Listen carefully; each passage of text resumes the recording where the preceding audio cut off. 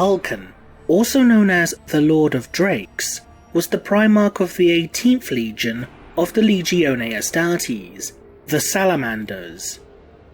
From a physical standpoint, Vulkan was considered to be one of the largest and strongest Primarchs, who when clad in his power armor stood as tall as his brother Horus Lupercal did within his Terminator plate.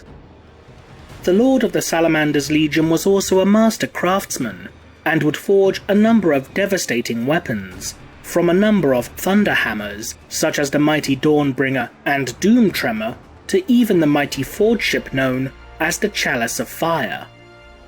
Unlike many of his brothers, Vulkan was known to show kindness, sympathy, and genuine empathy towards the common citizenry of the nascent Imperium, and would go to any length to safeguard human life, even risking his own in order to do so. One notable example of this was shortly after the Primarch's reunion with the Emperor during the compliance of the world of Venikov, where Vulkan would break ranks in order to reach and subsequently protect a young child from a devastating explosion.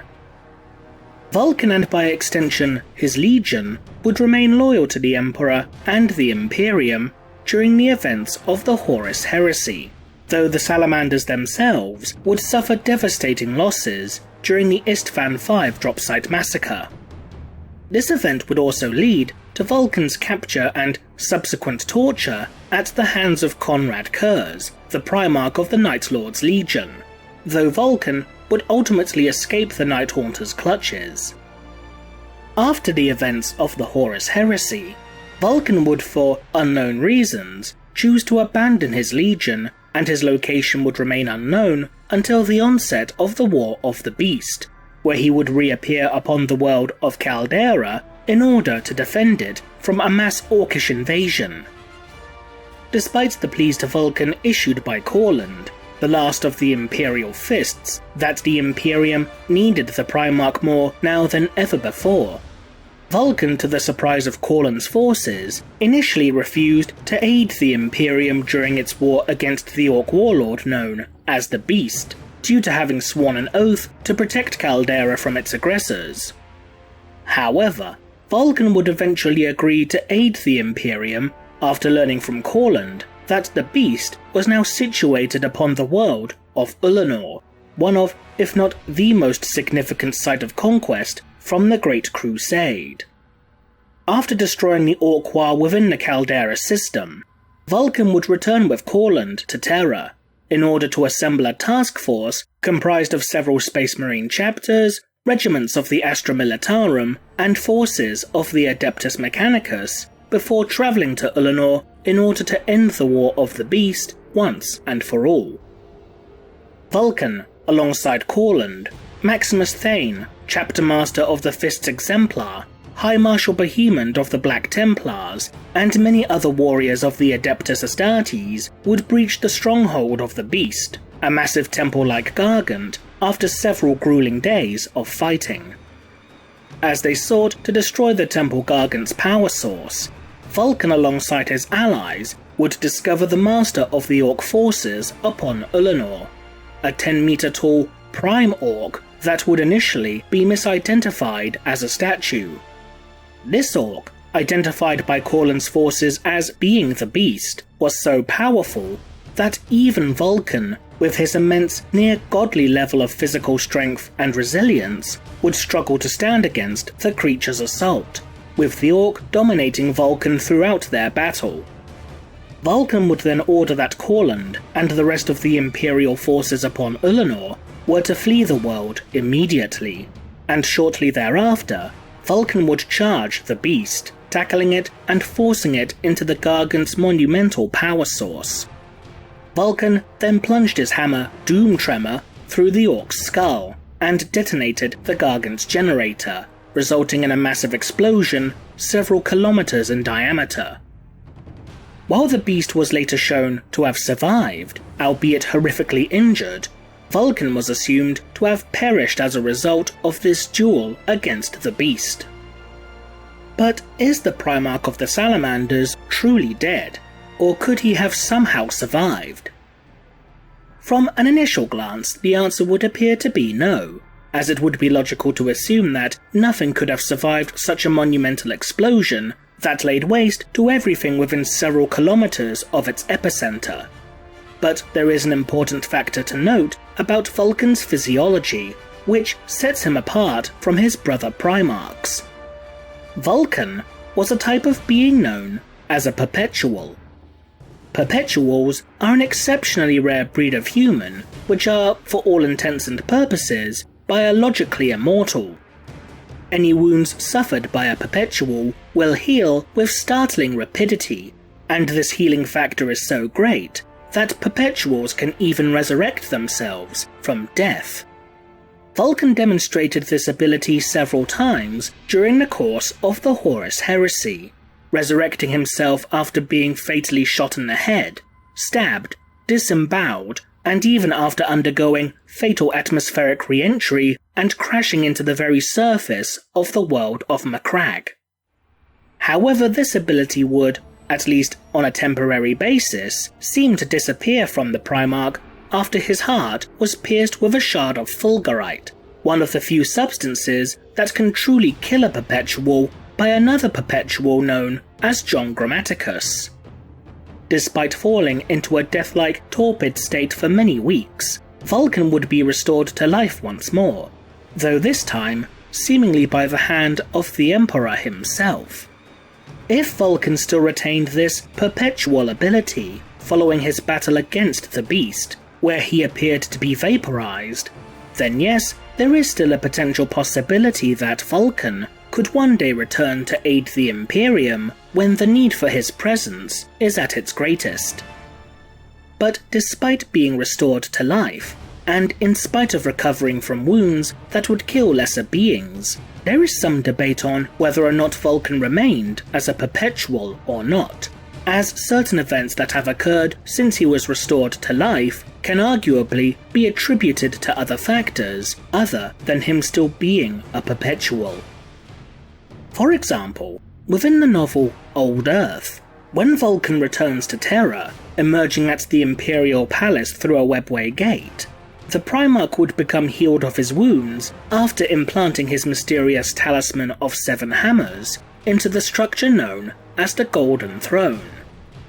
The Emperor, using the properties of the talisman as a form of psionic amplifier, unleashed a tide of psychic energy that encompassed the entirety of Terra, and as Vulkan stepped back from his father's throne, his flesh would reknit itself from the wounds he had suffered, and his stamina would be restored. Another such incident is alluded to within the novel The Hunt for Vulkan, due to the testimonies of the Laccolith defense militia upon Caldera, such as with the following quote: "He never died. We all saw him die and we were always wrong. He always returned. Never close to where we thought he died. Always somewhere else. In the end, he drew the greenskins away from us."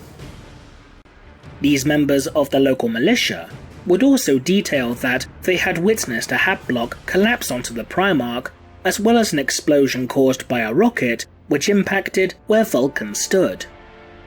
While it is arguable that Vulkan's survival through such events could be attributed to the very nature of a perpetual's unique biological process, there are also other plausible explanations for such occurrences. In regards to Vulkan being healed after installing his talisman into the Golden Throne, it seems far more likely that this rapid rejuvenation that Vulkan experienced was in fact due more to the Emperor's own immense godlike power. The Emperor has demonstrated such abilities before, with one notable instance being detailed within the novel Deliverance Lost. The Master of Mankind was able to heal Corvus Corax of the Raven Guard from the wounds that the Primarch had suffered upon Istvan V, whilst using the body of Malcador the Sigillite as a conduit through which to converse with his son. It's also worth noting that if Vulkan still retained his perpetuality, then surely the Lord of Drakes would have regenerated from his wounds long before coming into contact with the Emperor. As for the events that occurred upon Caldera, it is not completely impossible for a being such as a Primarch to survive events that would kill a normal human or even an Astartes. For instance, Angron, the Primarch of the World Eaters Legion, was known to have rather infamously survived being stepped on by a Warhound, a Scout-class Titan weighing in at over 410 tons, with the Primarch being able to hold the war machine back with just his bare hands. Even Koorland would make the following mental note in regards to the Militia's eyewitness accounts detailing Vulkan's feats of survival. Every one of them had witnessed these and other moments that would have meant death for any being who fell within these mortals' conception of human. It's also important to realize that each instance of Vulkan's supposed death that was witnessed and detailed by the Militia are methods that may have not been viewed clearly or in any great detail. A collapsing hab block would presumably throw up a large cloud of dust and debris, as would an explosion caused by a detonating missile or rocket.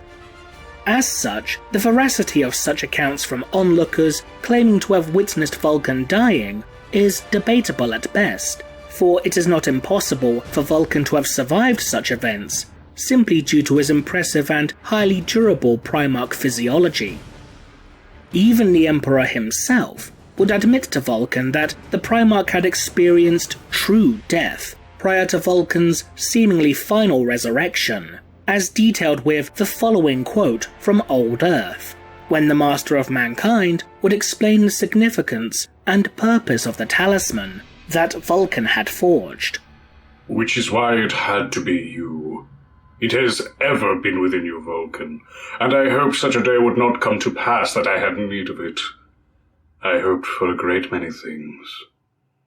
Your death, your true death and resurrection, brought forth what you needed to fashion the talisman. All of your pain, the suffering of your legion. It has led us to this point. While resurrecting a being from death has led towards the creation of perpetuals, as demonstrated with individuals such as John Grammaticus, whether or not such a process would work on a being who was, for lack of a better term, a true perpetual, a being who was effectively born with such an ability, as demonstrated with Alanius Pius or even Vulkan himself, is another matter entirely. After all, it is possible for a perpetual to be completely drained of their perpetual abilities following their resurrection. Such an occurrence was even demonstrated within the novel The Unremembered Empire, where John Grammaticus would channel his unique perpetualist energies through the Fulgurite shard that he had stabbed Vulkan with in order to cure the Primarch of his madness. Grammaticus would perish shortly thereafter, but when he was resurrected, he found that he was now completely mortal, and that the next time he would experience death would be the last.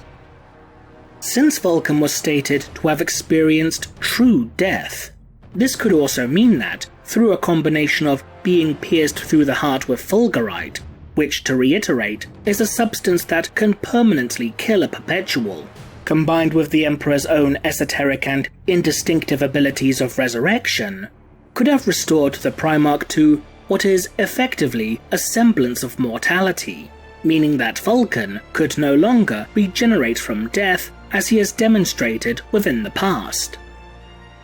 If this were the case, then Vulkan's encounter with the beast upon Ulanor could have well and truly been the Primarch's final death.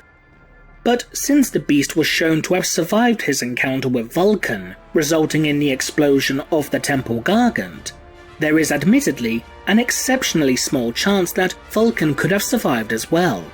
But it is also worth bearing in mind that Orc physiology is vastly superior to that of an Astartes in regards to the ability of surviving horrific injury, as Orcs have even been shown to be capable of surviving decapitation for at least several minutes.